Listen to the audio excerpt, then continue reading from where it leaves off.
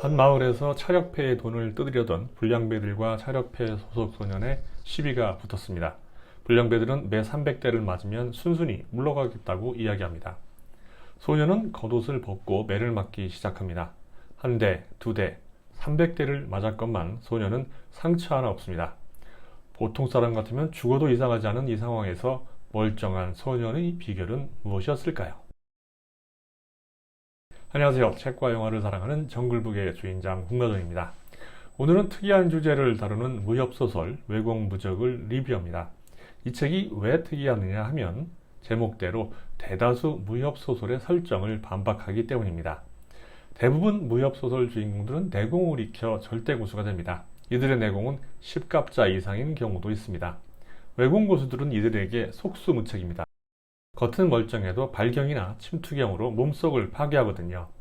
과연 외공무적은 이런 설정을 어떻게 극복하며 외공무적이라는 주장을 설명할 수 있을까요? 주인공 진천수는 차력쇼를 보여주고 약을 팔아 생계를 해결하는 용의당의 차력사입니다. 서두의 메타작은 불량배들이 과다한 돈을 뜯어내려다 붙은 시비를 해결하는 과정에서 일어난 일이었습니다. 여기엔 비밀이 있는데요. 진천수의 외공은 차력패들의 흔한 외공이 아니라 소림사에서 유래한 정통, 무공, 천외신궁이니까요. 진천수는 와룡소에서 천무전이 남긴 비급과 식물 쟁탈전에 휘말린 끝에 천마련 소주 강무협의 도움을 받아서 독각 괴망을 풀어주고 떠납니다. 황세손 일행과 함께 사막을 여행하던 진천수는 용권풍에 휘말린 끝에 13대 조사 거력심패의 영혼과 만납니다. 여기서부터 설정이 좀 황당해지는데요. 거력심패는 천외신공이 스스로 깨우치며 발전시키는 무공이기 때문에 비급을 버렸다고 합니다. 그런데 뭘 알아야 학습을 하죠. 뭘 모르는지 모르는데 도대체 어떻게 스스로 깨우치라는 건지 정말 어처구니가 없었습니다. 그리고 스스로 깨우칠 정도면 현경 정도의 고수나 되어야 가능한 거지. 아무나 스스로 깨우칠 거면 비급이며 사부는 왜 필요할까요? 2년 동안 보탑에서 수행을 마친 진천수는 강북 무림년에게 쫓기는 당신남매를 구해주고 문죽의 독을 해독할 수 있는 포달랍궁의 성수도 구해줍니다. 포달랍궁에 도착한 진천수는 달라이라마와 비무를 벌인 후에 무공이 한 단계 도약합니다. 홍무교와의 비무대회에서 승리를 거둔 후 황군과 합류하여 포달랍궁을 구해낸 공로로 황세자로부터 감찰어사의 직분을 받습니다. 중원으로 돌아온 진천수와 당시 남매로부터 받은 성수로 독을 해독한 당문주는 청성파를 공격해서 복문하게 만들고 진천수는 철갑권왕이라는 벼루를 얻게 됩니다. 갑자기 영락제가 죽었다는 소식이 전해지면서 황위의 경쟁이 치열해지는데요. 둘째 황자의 세력들이 황세자를 암살하려 하지만 진천수가 막아준 덕분에 황세자가 황위에 오르게 됩니다. 진천수는 황제가 하사한 신체 발원진기라는 책을 보면서 몸과 마음과 뜻을 합쳐 의식을 집중하면 잡력을 격발하는 법을 깨닫습니다. 그런데 여기서도 논리의 비약이 엄청납니다. 책을 보고 나서 바로 이론을 실현하거든요. 아니, 이 벽을 이렇게 쉽게 넘는다니 갑자기 참 쉽죠? 화가 아저씨 밥 로스가 떠오르는군요. 무공천재가 아니었던 진천수가 갑자기 득도하는 모습은 설득력이 많이 부족합니다. 백이홍의 마지막 후예와 천마련 총사는 천마련주 강무위를 강시로 만든 후 천무비구로 들어갑니다. 무리민들이 천무비구로 들어온 순간 초력대로라는 세력의 인물들이 움직입니다. 이들의 무공은 상상을 초월하는데요. 강호 절정고수조차 외당주의 1초를 받아내지 못할 정도입니다. 그런데 뭔가 이상합니다. 작가 설명에 의하면 이들은 200년 전에 천무비구 내에 문파를 세웠으면서 천무전의 절기를 눈앞에 두고서 왜 익히지 않았던 걸까요? 천무전이라는 인물의 설정을 처음부터 장황하게 해놓고 뜬금없이 초력이라는 새로운 개념을 들고 나오니까 이상합니다. 강시가 된 천마련주는 독중지성이 된 당문 태상가주 당무군을 1초 만에 녹여버립니다.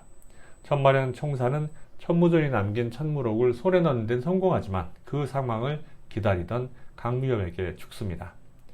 강무엽은 오래전에 천무릉을 발견하고도 기관지약을 어쩌지 못하자 배교 후배를 이용해서 열기로 했던 거죠. 무림의 운명을 건 대결은 이제 진천수, 신임 천마련주 강무엽, 초력대로 주상의 3파전으로 압축됩니다. 그런데 대결 결과가 또 황당합니다.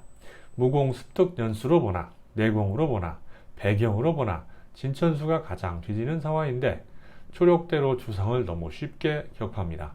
초록대로 주상과의 대결에서 부상을 입었는데도 전대 천마련지보다 더 강하다는 강무엽을 가볍게 이겨버립니다. 중간마다 설득력이 부족하고 논리에 비약이 있어도 참을만 했는데 결말 부분은 그야말로 작가 마음대로 수준이네요. 이 소설은 천하제일외공이 천하제일신공이라는 전제로 출발합니다. 무협 장르에서 내공 우위의 설정이 확정적인 상황에서 독자를 어떻게 설득할지 흥미가 생겨서 읽어보았는데요.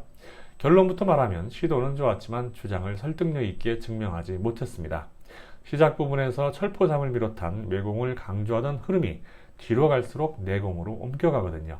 진천수의 무공 발전이 엄청난 연습이나 기연 혹은 사부의 지도 결과가 아니라 순간적인 본인의 깨달음에 의한 것이라는 설정은 설득력이 많이 부족합니다. 깨달음에 의해 무공이 발달한다는 설정은 외공이 아니라 오히려 내공 수련법에 적합합니다. 잡력을 사용해서 원하는 실체에 힘을 집중한다는 신체 발원 진기와 천회 신공의 원리 역시 외공보다는 내공에 가까운 것 같습니다. 설정 오류도 눈에 거슬리는데요. 청성파 멸망을 막기 위해서 당문주와 맞선 진천수가 만천화우와 도끼를 막는 장면은 내공 없이 외공만으로는 불가능합니다. 그마저도 당문주가 전력을 다하지 않고 받은 탓에 간신히 3초를 견디는데요.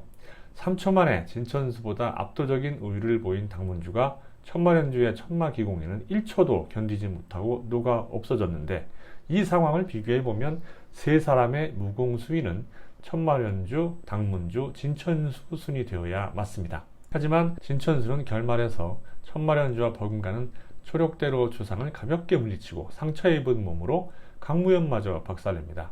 이 정도면 외공과 내공의 우위가 아니라 수련자의 오성과 천성이 결정적인 원인이라고 봐야겠죠. 무슨 무공이든 단번에 깨닫고 실현하는 사람을 어떻게 이길 수 있겠습니까? 제목을 외공무적이 아니라 천재무적으로 바꿔야 맞을 것 같네요.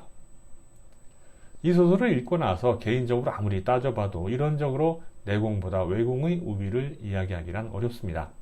외공은 근력, 속도, 유연성 등 육체적 능력을 향상시키는 데 중점을 두지만 내공은 몸 안에 기를 축적하고 정신적, 영적 에너지를 개발해서 인간의 잠재력 이상의 힘을 발휘한다는 설정이니까요. 내공 고수들은 상중하 단전에 기를 많이 축적할수록 더 큰 힘과 다양한 능력을 발휘할 수 있습니다.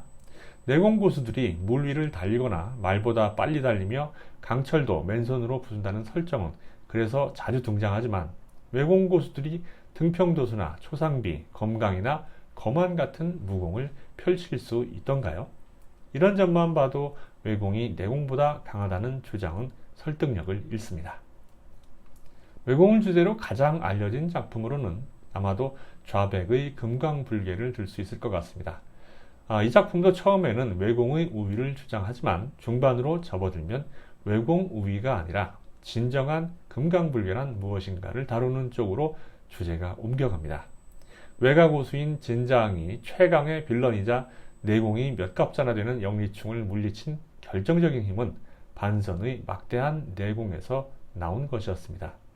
외공 우위를 이야기하려면 이런 이론의 벽을 어떻게 논리적으로 뛰어넘을지 먼저 생각했으면 좋겠습니다.